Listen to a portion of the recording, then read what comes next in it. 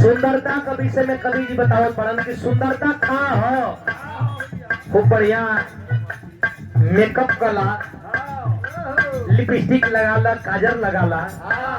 बढ़िया साड़ी पहनला, वो सुंदरता ना हो। सुंदरता ही है कि केहू बिना लिपस्टिक का, बिना काजल का, बिना मेकअप का देखे तो कहे कि गजब फेस कटिंग, गजब को सुंदरता बा, गजब को भगवान नौजले बड़न। कोनो लड़का अपने प्रेमिका का सुंदरता का वर्णन करत बा कि तोके मेकअप का जरूरत, तो अगर साड़ियों पहने लू, सूटो पहने लू तो तू उतने सुघर लागे लू,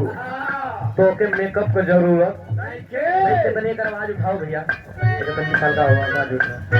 कहाँ है मास्टर? पहिरे लो साड़ी चाहे सूट सलवार,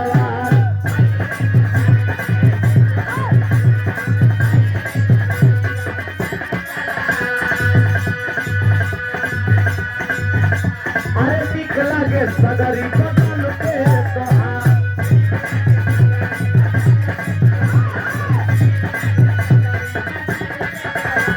बाहर गाना जहाँ एक तरफ लोग अश्लीलता का तरफ भागत पड़न, कहा एक तरफ ही गाना एक तरफा राज कैले बा। पहिरे लो साड़ी चाहे सूट सलवार,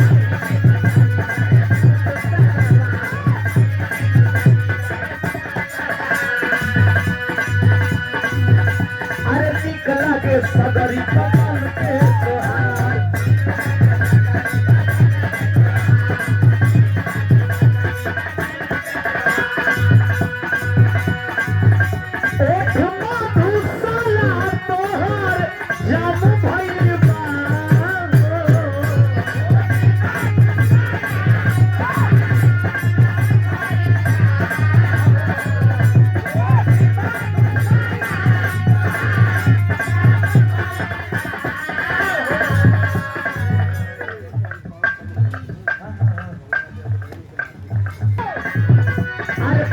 लो साड़ी चाहे सूट सलवार,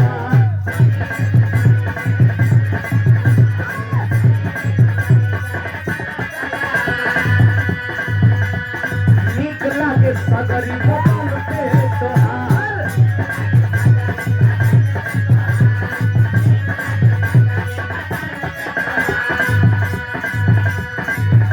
एक मधुशाला तोहर जाम भइल बा,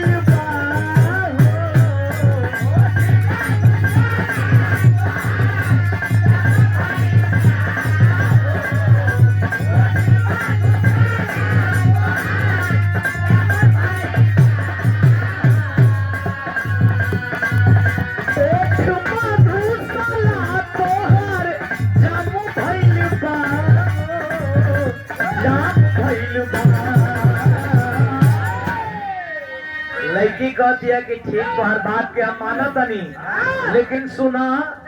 इस शरीर को बड़ा काम भइल बा। लड़किया का कहे, अरे असही न दुनिया में नाम भइल बा, असही न दुनिया में नाम भइल बा, अरे बाबू हो कमरिया पर काम भइल बा, अरे बाबू हो कमरिया पर काम भइल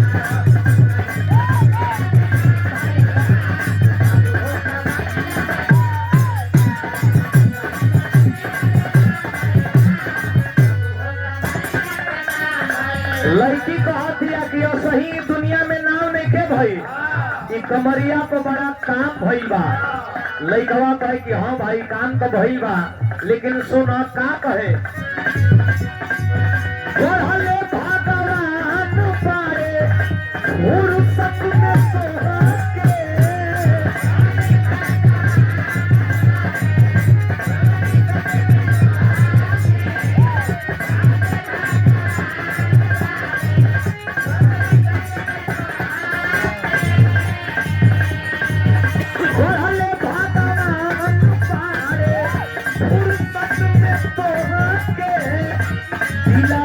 चुराई ले लूं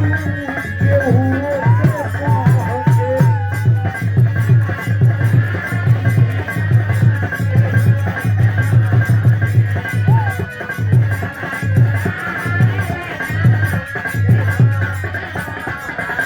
लड़की कहा दिया सुना में तीर थी नजरिया मार दीना बिना बोली कर जवे निकाल दीना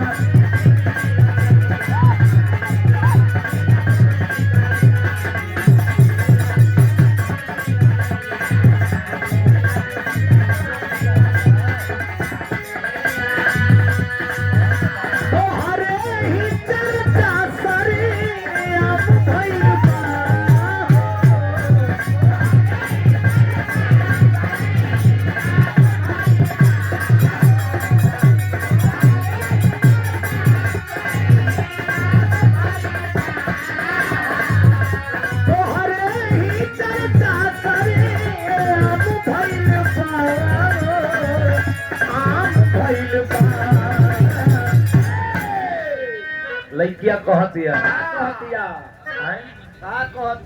अरे असही ना दुनिया में नाम भइला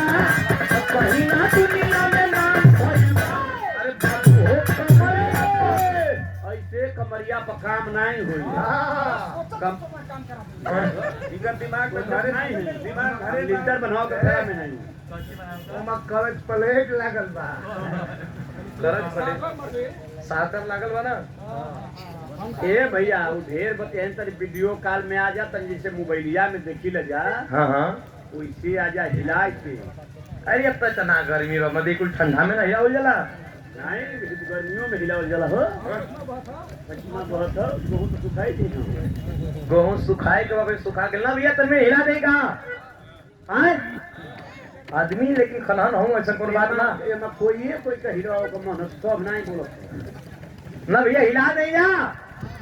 चला भैया तो लोग महिलाओं के मन मटले बहु हां हिलाओ जा हिलाओ चलो आ तन की सहिला दे तनी जब हमरे दिखी चचा के मन हो गई त हां पुरान हो गए टमाटर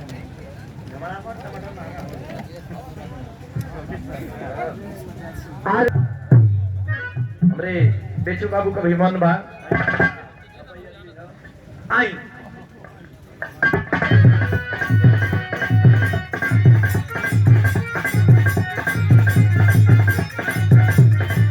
लड़किया कहते कि सुना का कहता तब लड़का कहता ओठ मधुशाला तोहर जामु भइल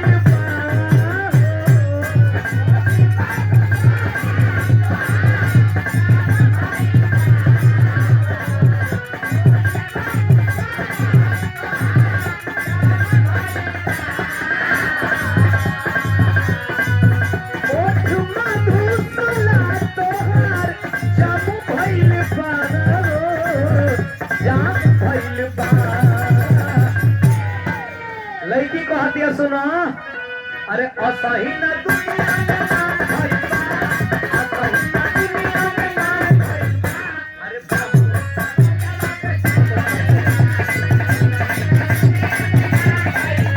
अरे बाबू हो कमरे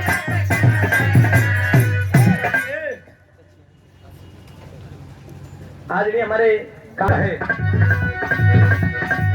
भाई कमर पर काम भइला तो लइका जवाब देता मास्टर बढ़ले भगवान पाए फुर्सत में तोहके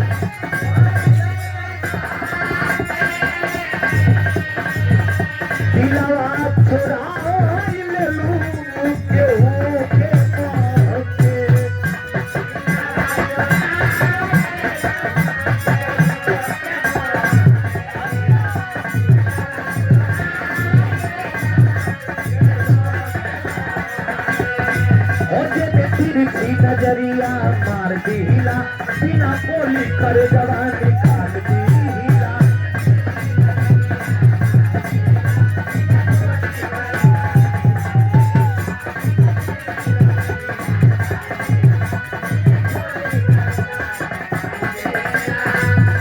तोहरे ही चर्चा सरी अब भइल